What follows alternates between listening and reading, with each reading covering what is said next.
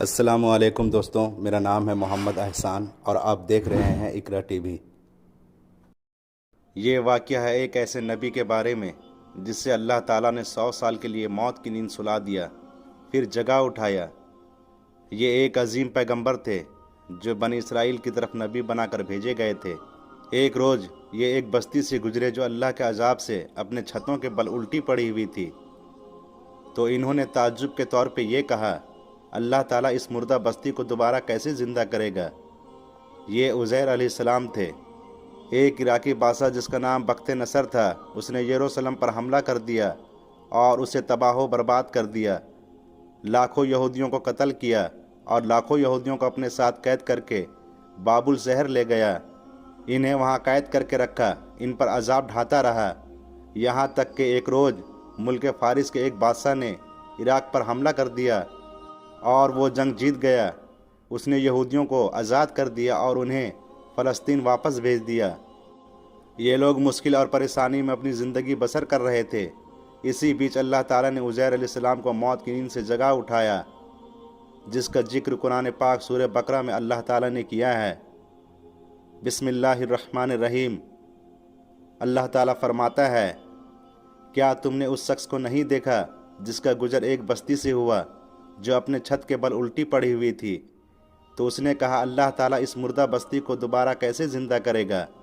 تو ہم نے اسے 100 سال کے لیے سلا دیا، پھر جگا اٹھایا۔ پوچھا، تو کتنی دیر سویا رہا؟ کہا، ایک دن یا دن کا کچھ حصہ۔ اللہ تعالیٰ نے فرمایا، بلکہ تو 100 سال تک یہاں سویا رہا۔ دیکھ اپنے کھانے پینے کی طرف، وہ بالکل تر و تازہ ہے، اور اپنے گدھے کی طرف دیکھ، وہ مرا پڑا ہے اور اس کی ہڈیاں بکھری ہوئی ہے۔ اور دیکھ اپنے گدھے کی طرف، ہم اسے لوگوں کے لیے نشانی بنا دیں گے اور تیرے لیے بھی۔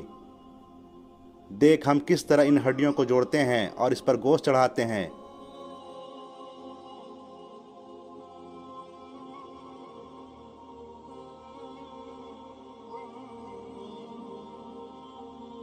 جب انہوں نے مردہ زندہ ہوتے دیکھ لیا تو وہ پکار اٹھے، بے شک میں نے خوب جان لیا، میرا رب ہر چیز پر قادر ہے۔ اب وہ اپنے گدھے پر بیٹھ کر بستی کی طرف گئے تو انہیں وہاں کوئی نہیں پہچانتا تھا۔ وہاں ایک بڑھیا عورت تھی جس کی عمر 100 سال سے زیادہ تھی، اس کی آنکھوں کی بینائی بھی کمزور ہو گئی تھی۔ وہ عزیر علیہ السلام کو دیکھی ہوئی تھی، اس لیے عزیر علیہ السلام کو وہ پہچانتی تھی۔ جب عزیر علیہ السلام نے اس بڑھیا سے پوچھا، کیا تم عزیر کو جانتی ہو؟ تو اس نے کہا، ہاں، مگر کئی سال سے اس کی کوئی خبر نہیں ہے، اب تو لوگ بھی اسے بھول گئے ہیں۔ اور وہ یہ کہہ کر رونے لگی۔ عزیر علیہ السلام نے کہا، میں ہی عزیر ہوں۔ یہ کہہ کر اللہ تعالیٰ سے دعا کی اور اس کی آنکھوں پہ اپنا ہاتھ پھیرا تو اس کی آنکھیں ٹھیک ہو گئی۔ جب بڑھیا نے عزیر علیہ السلام کی طرف دیکھا تو وہ پکار اٹھی، بے شک آپ ہی عزیر ہیں۔ پھر وہ بڑھیا بنی اسرائیل کے لوگوں کو آواز دی اور بولی، یہ عزیر ہیں۔ اللہ تعالیٰ نے انہیں 100 سال کے لیے موت کی نیند سلا دی تھی، اب اللہ نے انہیں جگا اٹھایا ہے۔ بنی اسرائیل کے لوگ عزیر علیہ السلام سے سوال پوچھنے لگے اور یہ کہنے لگے، اگر آپ عزیر ہیں تو ہمیں ان سوالات کے جواب دیجیے جن میں تورات کا علم اور اس کی نشانی تھی۔ عزیر علیہ السلام نے تورات پڑھ کے سنائی اور اس کی نشانی دکھائی تو لوگوں نے کہا، بے شک آپ ہی عزیر ہیں۔ اور اس طرح دوبارہ سے عزیر علیہ السلام نے اپنی امت پہ تورات کا علم شروع کی، اور پھر بنی اسرائیل کو دوبارہ سے عزیر علیہ السلام کے ذریعے عروج ملا، جس کا ذکر قرآن پاک سورہ بنی اسرائیل میں اللہ تعالیٰ نے کیا ہے۔ وقت کے ساتھ ساتھ لوگ عزیر علیہ السلام کے بارے میں غلوب کرنے لگے اور انہیں اللہ کا بیٹا کہنے لگے۔ اللہ تعالیٰ فرماتا ہے، یہودی کہتے ہیں عزیر اللہ کا بیٹا ہے اور عیسائی کہتے ہیں عیسیٰ اللہ کا بیٹا ہے۔